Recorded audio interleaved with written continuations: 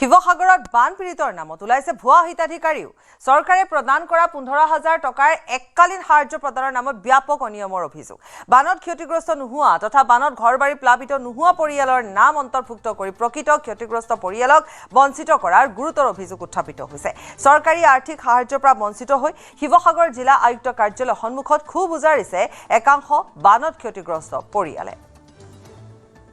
বানপানীত যিসকল পৰিয়াল ক্ষতিগ্ৰস্ত হৈছে যিসকল পৰিয়ালৰ বাসগৃহ বানত প্লাবিত হৈছিলে সেই পৰিয়ালসমূহক তৎকালীনভাৱে 15,000 টকাকৈ আৰ্থিক সাহায্য প্ৰদানৰ ব্যৱস্থা কৰিছে অসম চৰকাৰে এইখিনিলৈকে ঠিকেই আছিলে কিন্তু ইয়াতে লাগিছে কেনা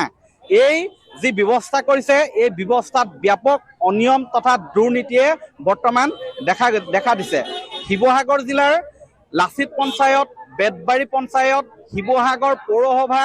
তেনেধৰণে প্ৰায়বিলাক পঞ্চায়ত এলেকাত বৰ্তমান বানত ক্ষতিগ্ৰস্ত নোহোৱা পৰিয়ালেও এই ধন লাভ কৰিবলৈ সক্ষম হৈছে অথচ ক্ষতিগ্ৰস্ত হোৱা বহু পৰিয়ালৰ একাউণ্টত এতিয়ালৈকে সেই ধন সোমোৱা নাই এই ক্ষেত্ৰত প্ৰশ্ন উঠিছে যিসকলে এনেধৰণৰ ক্ষতিগ্ৰস্ত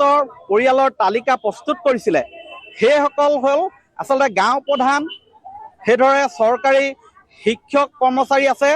এই এনেধৰণে এখন কমিটি প্ৰস্তুত কৰি এনেধৰণৰ তালিকা প্ৰস্তুত কৰিছিলে কিন্তু এতিয়া মূল প্ৰসংগটো হ'ল যিসকলৰ বাসগৃহ বানপানীত প্লাবিত হোৱা নাছিলে বা ক্ষতিগ্ৰস্ত হোৱা নাছিলে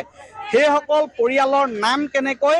এই তালিকাত সোমাবলৈ পালে তেওঁলোকৰ একাউণ্টত কি ধৰণে 15,000 টকাকৈ সোমাইছে তাক লৈ বৰ্তমান প্ৰশ্ন উঠিছে এই ক্ষতিগ্ৰস্ত পৰিয়ালসকলৰ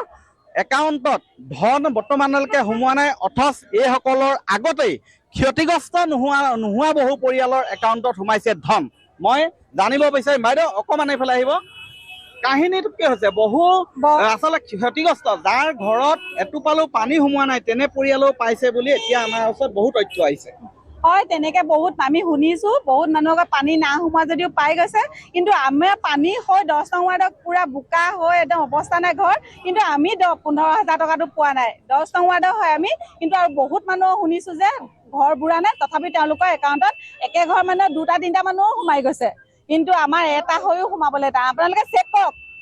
ঘৰে ঘৰে চেক কৰক ঘৰে ঘৰে চেক কৰিলে গম পাব যে এঘৰ মানুহে যে পানী হৈছে এঘৰ মানুহ ডুবা নাই গম পাব আপোনালোকে সেইটো কাৰণে মানুহ পঠিয়াওক আপুনি মানুহ চেক নকৰা নাছিলে নেকি নে নাই কৰা নাই তেনেকে কাগজ পত্ৰ লৈ গৈছে দিছে আৰু সোমাইছে পইচা পাইছে মানুহ চেক কৰিব লাগে কৰি মেলি দিয়ক পইচা সবকে দিয়ক চেক কৰি মেলি দিয়ক দি মেলি যেনে তেনে আছো তথাপি আমাক কোনো চাবলৈ যোৱা নাই অখিলদাৰ চাবলৈ যোৱা নাই কিন্তু আমি বস্তা কিনিছো ফটা কাপোৰ পাৰি ঘৰ শুকুৱাইছো ফেনৰ দিনটো জ্বলাই লৈ শুকুৱাইছো বস্তু বহুত ভাগি গৈছে বিছনা চিছনা কিন্তু আমাক চাবলৈ যোৱা নাই আপুনি গাঁৱৰ নে চহৰৰ আপুনি পৌৰসভাৰ বিষয়ববীয়াৰ ভূমিকা কি পাইছে নাই কিবা আমি চাউল দাইল পানী এনেকা প্ৰথম কেইদিন পালো সেই সাহায্য বেছিভাগে পাইছে কিন্তু এই যি 15,000 টকা ইয়াক লৈ বৰ্তমান ব্যাপক দুৰ্নীতি হৈছে সেই শিৱসাগৰ জিলা আয়ুক্ত আপোনালৈ আমাৰ পোনপটীয়া প্ৰশ্ন এই ক্ষেত্ৰত তদন্ত হ'বনে